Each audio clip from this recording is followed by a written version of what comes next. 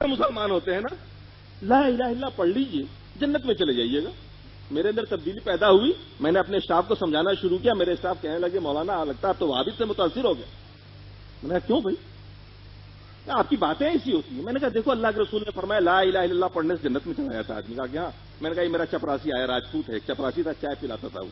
میں نے کہا چچا جی لرانا آپ پڑھ دینا لا الہ الا اللہ محمد رسول اللہ۔ اس نے کہا لا الہ الا اللہ محمد رسول اللہ۔ میں نے کہا جاؤ ہو گیا کام۔ میں نے اپنے اسٹاف سے پوچھا کہ جنت میں جائے گا کہ جہنم میں؟ صاحب تو جہنم میں جائے گا۔ میں نے کیوں جائے گا جہنم میں؟ اس نے بھی تو پڑھا لا الہ الا اللہ محمد رسول اللہ۔ کہا صاحب پڑھا ہے مگر دل سے نہیں مانتا۔ میں نے کہا واہ بڑی پیاری بات کہی۔ میں نے کہا تم بھی سمجھو کہ کیا لا الہ الا اللہ کو دل سے مانتے ہو؟ کیا تقاضے ہیں لا الہ الا اللہ کو؟ ہم جب کہتے ہیں لا الہ الا اللہ، اللہ کے سوا کوئی معبود نہیں اور محمد صلی اللہ تعالی علیہ وسلم اللہ کے رسول ہیں، ہم ان دو باتوں کا اقرار کرتے ہیں۔ اللہ کے سوا کوئی معبود نہیں، عبادت اللہ کے سوا کسی کی نہیں کی جا سکتی۔ اور عبادت کی کتنی قسمیں ہم نے خاص کر رکھی ہیں، نماز روزہ حج زکوٰۃ کو ہم عبادت سمجھتے ہیں، لیکن مرغا چرانے کو بکری چرانے کو عبادت نہیں سمجھتے۔ بڑا دھچکا لگا ہم کو اس وقت جب میں کوٹا میں تقریر کر رہا تھا 11ویں شریف کا، بریانی پکی ہوئی تھی، خوشبو آ رہی تھی، جلسے میں تقریر کر رہا، دھڑلے سے ایک اہل حدیث کھڑا ہوا تقریر کے بعد۔ میرا طریقہ تھا پہلے جب میں تقریر کرتا تھا، تقریر کے بعد ٹائم دیا کرتا تھا سوال جواب کرنے کا، فری اسٹائل، جو سوال چاہو کرو جواب دوں گا، کیونکہ جواب قرآن و سنت سے دینا تو تھا نہیں، فری اسٹائل۔ وہاں کوئی یہ تو نہیں کہتا تھا کہ صاحب قرآن کی آیت میں، مفتی تھا، فری اسٹائل۔ ہم لوگ مختار کل ہو جاتے ہیں، اس طبقے میں جائیے دیکھیے ان کی پوجا ہوتی ہے، مختار کل ہوتے ہیں، وہ جو کہتے ہیں حضرت نے کہا ہے، وہاں یہ نہیں کہتا کہ قرآن میں کہا گیا ہے، اللہ نے فرمایا فرما دیا، بات ختم ہو گئی، امام اعظم نے کہا ہو گیا، مصطفی رضا خان صاحب نے کہا ہو گیا، فلاں صاحب نے کہا ہو گیا، بات ختم، آگے بڑھنے کی ضرورت نہیں۔ وہ اہل حدیث کھڑا ہوا، اس نے کہا حضور یہ بریانی جو آپ کھائیں گے ابھی 11ویں شریف کی، یہ جائز ہے یا ناجائز؟ میں نے کہا میں کیسی باتیں کر رہا ہوں، یہ ناجائز کیوں ہونے لگی؟ لیکن صاحب یہ ذبیحہ ہے نا غیر اللہ کا۔ میں نے کس نے کہا غیر اللہ کا ذبیحہ؟ بسم اللہ پڑھ کے ذبح کیا گیا۔ اس نے آیت پڑھ کے سنائی، اللہ نے فرمایا حرمت علیکم المیتۃ والدم ولحم الخنزیر وما اہل بہ لغیر اللہ، جو جانور اللہ کے علاوہ دوسرے کے اوپر میں نے کہا کہ دیکھو اللہ نے کیا فرمایا ہے، اللہ کے علاوہ دوسرے کے نام پر ذبح کیا جائے، ہم یہاں بسم اللہ پڑھ کے ہی ذبح کرتے ہیں۔ میں نے تعویل تو کر دی مجمع کے سامنے، مگر میرا دل کہہ رہا تھا یہ غلط ہو رہا ہے، کیونکہ اللہ نے یہ فرمایا ہے کہ جو اللہ کے علاوہ دوسرے کی رضا اور خوشنودی کے لیے کیا جائے۔ اور ہم نے راجستھان میں خوب دیکھا ہے، لوگ بکرا پال کے رکھے ہوئے قربانی نہیں کرتے ہیں، پوچھئے تو کہیں گے غوث پاک کے لیے۔ تو میں نے تو کلیئر دیکھا ہوا بھائی، تو ہمارا دل کہہ رہا تھا کہ نہیں گڑبڑ ضرور ہے کہیں نہ کہیں۔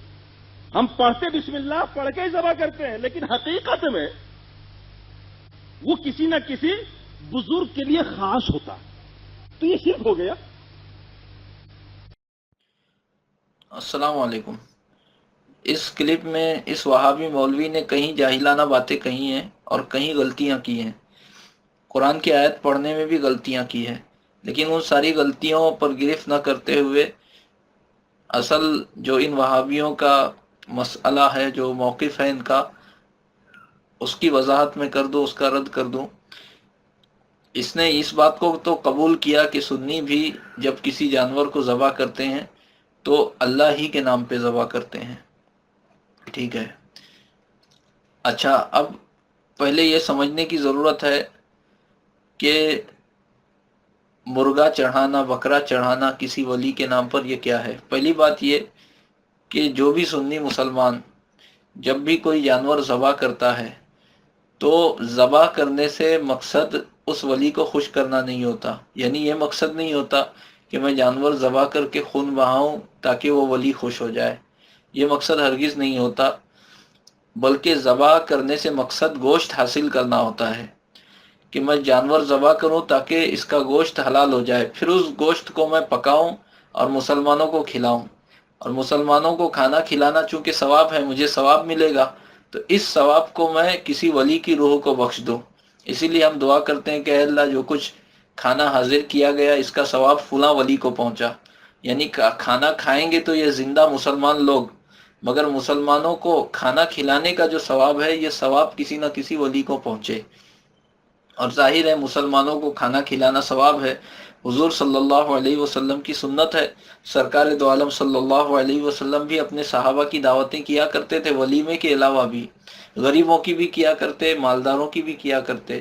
معلوم یہ ہوا کہ چاہے مسلمان غریب ہو یا مالدار ہو، اس کو کھانا کھلانا ثواب ہے، غریب کو کھلانے میں زیادہ ثواب ہے۔ تو اس کار ثواب کو کرنے کے لیے گوشت حاصل کیا جاتا ہے جانور ذبح کر کے۔ تو اصل مقصد ذبح نہیں ہوتا، اصل مقصد گوشت حاصل کرنا ہوتا ہے۔ تو ذبح تو اللہ کی عبادت کے طور پہ کیا جاتا ہے، اس لیے کہ اللہ کا حکم ہے کہ بغیر ذبح کیے گوشت حلال نہیں ہے، لہٰذا جب بھی گوشت چاہیے تو جانور کو ذبح کرو۔ تو اللہ کا حکم ہے، اس کی اطاعت ہے، اس کی عبادت ہے، اس لیے ہم جانور ذبح کرتے ہیں اور اللہ ہی کے نام پہ کرتے ہیں۔ یہ دلیل ہے کہ جانور ذبح کرنے سے ولی کو راضی کرنا مقصد نہیں ہے، ایسا ہوتا تو ولی کے نام پہ ذبح کرتے، جیسا کہ مشرکین عرب لات اور عزا اور منات اور حبل کے نام پہ ذبح کرتے تھے۔ تو ایسے جانور کو قرآن نے حرام قرار دیا، فرمایا وما اہل بہ لغیر اللہ، سورہ مائدہ میں فرمایا وما اہل لغیر اللہ بہ، کہ جس جانور پر غیر اللہ کا نام پکارا گیا وہ حرام، یعنی غیر اللہ کے نام پر ذبح کیا گیا وہ حرام۔ تو ہم اہل سنت و جماعت جانور ذبح کرنے سے ولی کو راضی کرنا ہمارا مقصد نہیں ہوتا، بلکہ جانور تو اس لیے ذبح کرتے ہیں تاکہ گوشت حاصل ہو، اور ذبح تو اللہ کے نام پر اللہ ہی کے لیے کرتے ہیں، لہٰذا اس میں شرک کی کوئی بات نہیں ہے۔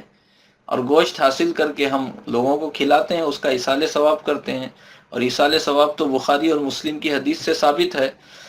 بخاری شریف میں ہے کہ حضرت سعد ابن عبادہ رضی اللہ تعالیٰ عنہ نے حضور صلی اللہ علیہ وسلم سے پوچھا کہ میری والدہ کا انتقال ہوا، اب اگر میں کوئی چیز صدقہ کروں تو اس کا نفع ان کو پہنچے گا؟ آپ نے فرمایا ہاں۔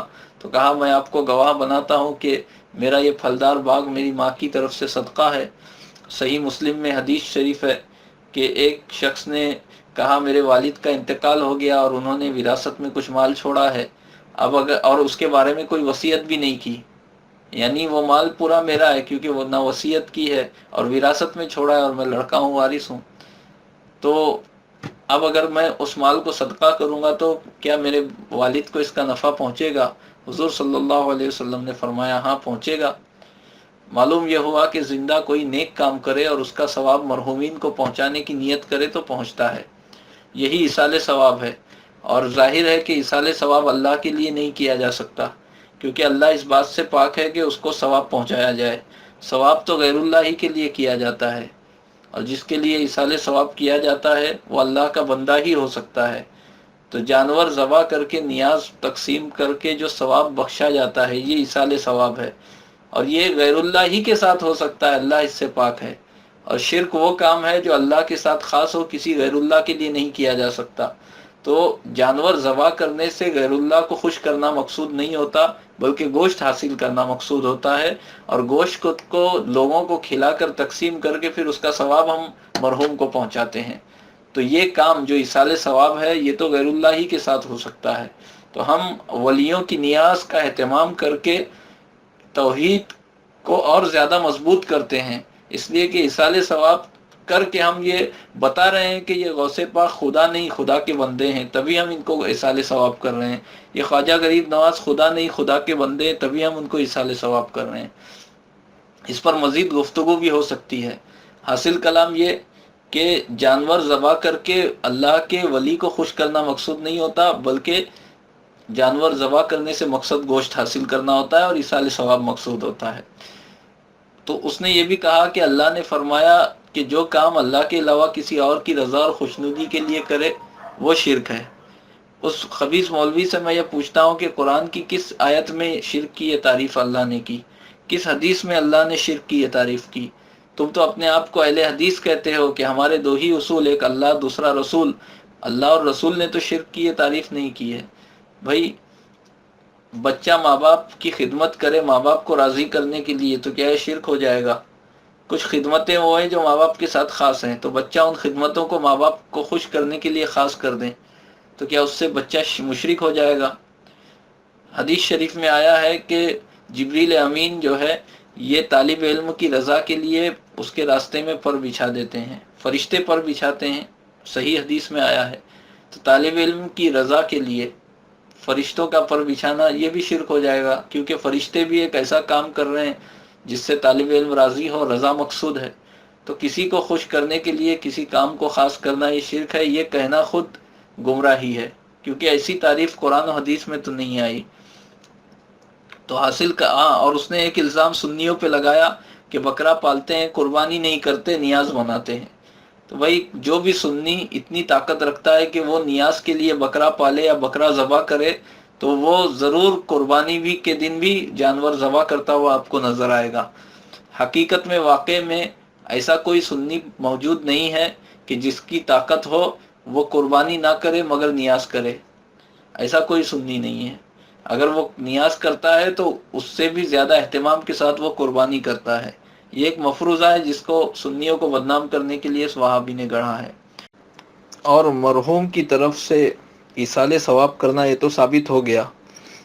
اب اعتراض یہ ہوگا کہ چلو ایصال ثواب کرتے ہو لیکن جانور ذبح کرتے ہو کسی ولی کی یاد تازہ کرنے کے لیے، یا ولی کی یاد میں تم جانور ذبح کرتے ہو، جانور بھلے ہی اللہ کے لیے ذبح کرتے ہو، اور جانور ذبح کرنے سے ایصال ثواب کے لیے گوشت حاصل کرنا مقصود ہوتا ہے، ولی کی رضا مقصود نہیں ہوتی، لیکن ولی کی یاد میں ذبح کرتے ہو۔ ہم نے کہا تو کیا ہوا؟ کسی مرحوم کی یاد تازہ کرنا یہ کون سا شرک ہے؟ مرحوم کی یاد تازہ تو خود اللہ نے قرآن مجید میں کی ہے، کبھی اصحاب کہف کا ذکر کیا، کبھی پچھلے انبیاء کرام کا ذکر کیا، کبھی پچھلے اولیاء کا ذکر کیا۔ تو مرحوم کی یاد تازہ کرنا یہ تو شرک نہیں ہے۔ تو آپ کہیں گے اللہ نے جانور تو ذبح نہیں کیا۔ جی ہاں، اللہ نے نہیں کیا، اللہ کے رسول نے مرحوم کی یاد میں جانور ذبح کیا۔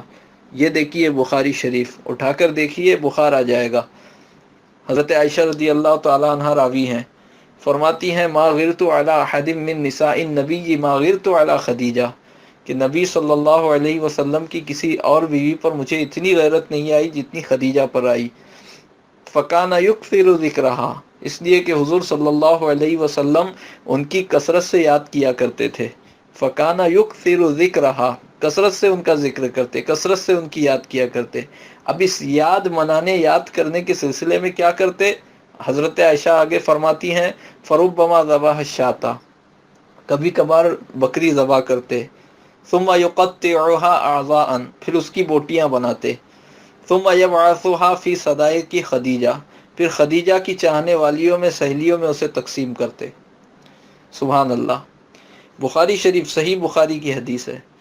تو حضرت خدیجہ کی یاد منانے کے سلسلے میں جانور ذبح کرتے اور خدیجہ رضی اللہ عنہا کی چاہنے والیوں میں تقسیم کرتے۔ تو اگر کوئی سنی مسلمان غوث پاک کی یاد میں جانور ذبح کرے، اللہ کے نام پہ کرے، اللہ کے لیے کرے، اللہ کی عبادت کے لیے کرے، لیکن ایصال ثواب کے لیے ہو اور اس کے ساتھ یہ بھی مقصد ہو کہ سرکار غوث پاک کی یاد تازہ ہو جائے، تو یہ کوئی بدعت نہیں بلکہ عین سنت رسول اللہ صلی اللہ تعالی علیہ وسلم ہے۔ وصلی اللہ علی سیدنا محمد و آلہ و صحبہ اجمعین۔